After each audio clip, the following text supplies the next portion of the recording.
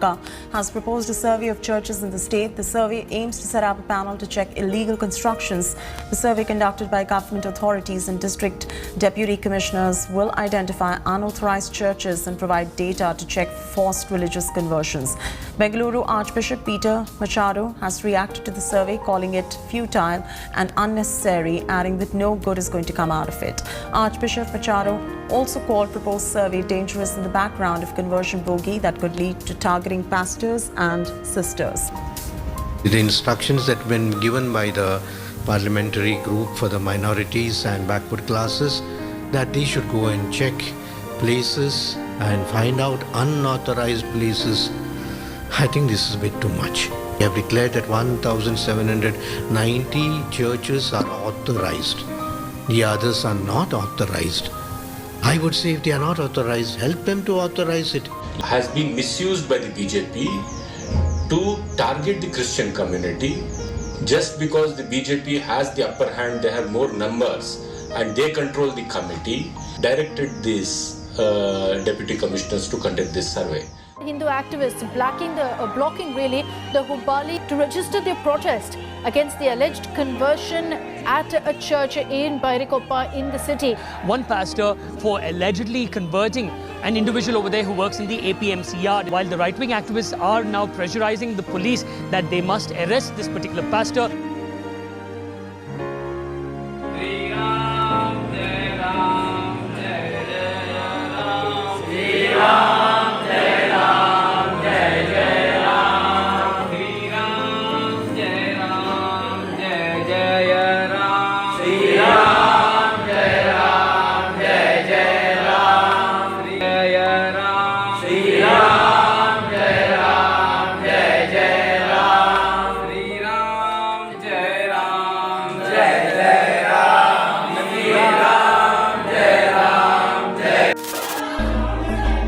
In the middle of that, they started asking, who gave you the permission to worship here? Who are you people, from where are you? So show your ID card.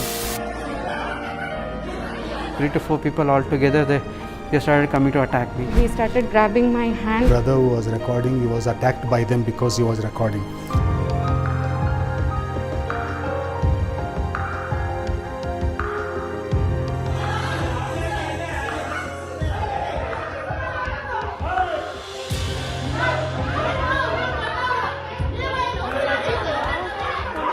I'm standing at Heaven's Kingdom Church in Bengaluru, the same place that witnessed an attack on 19th December, when a mob of 8 to 10 people attacked the believers offering prayers at this church.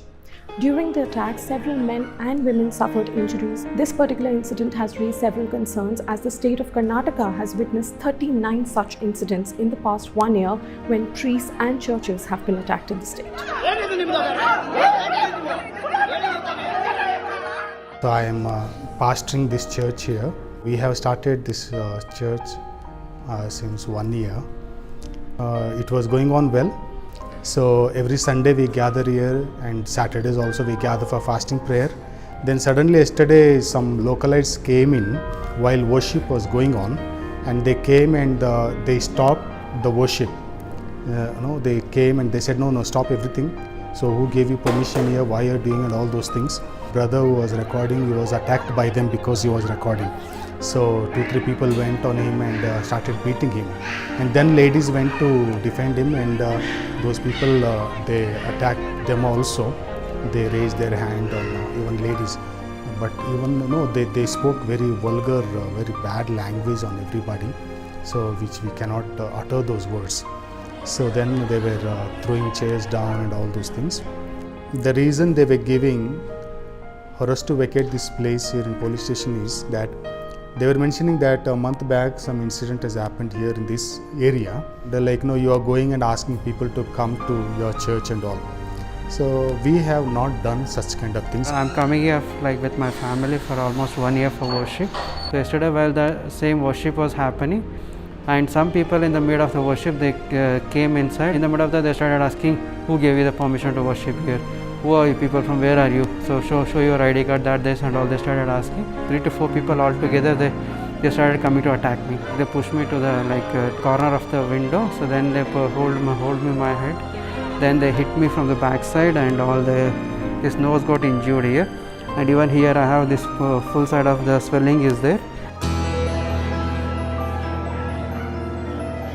He was not in position to look like these are ladies, I should not do anything, and he started grabbing my hand, and he was just telling me, stop, delete that video, everything.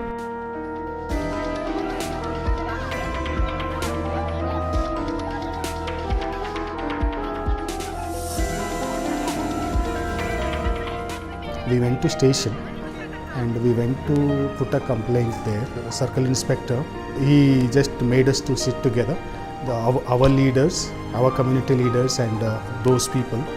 He made us to compromise.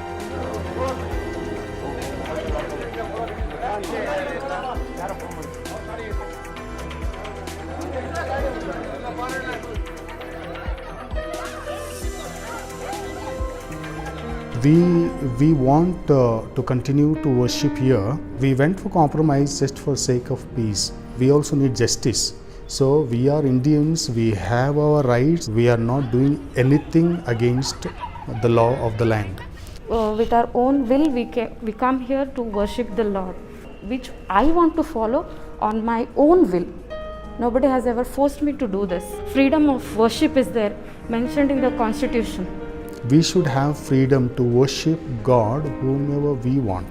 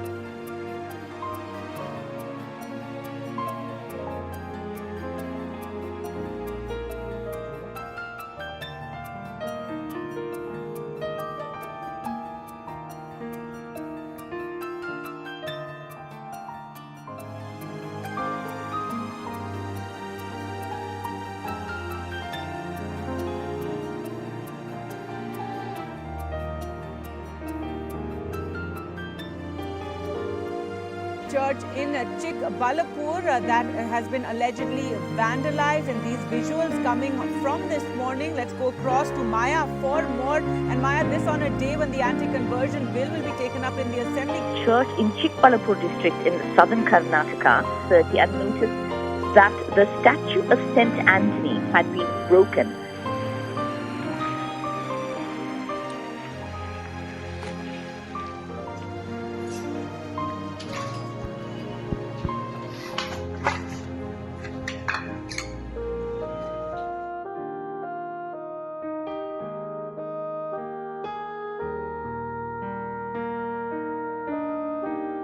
Unidentified miscreants have broke into St. Mary's Church, and this incident took place in Mysuru on Tuesday. The culprits ransacked the place and damaged the statue of baby Jesus kept inside the cradle placed on a table for Christmas. The incident happened when the father of the church left for Mysuru, and this is such an incident that's taken place. We have more details coming about. For that, we have also they made way with one of the collection boxes.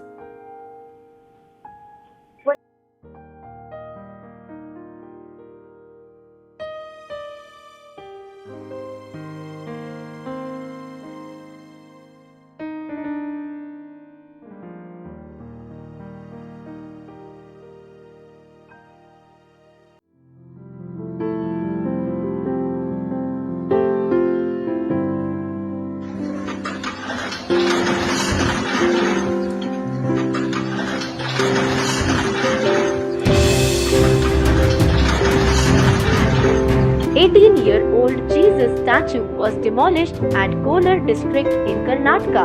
A 20 feet tall Jesus statue at Kolar district was demolished. The administration demolished the statue on Tuesday. The statue was claimed to be built on government land which was reserved as an animal pasture. Mulbagal Tahsildar Shobhita R stated that the High Court ordered the demolition. Christian leaders from the region alleged that the statue was illegally demolished while the case was still pending in court. The Gokunte village has a population of 500 to 600. The rest follow the Roman Catholic faith. The village is just 2 kilometers away from the Andhra Pradesh border.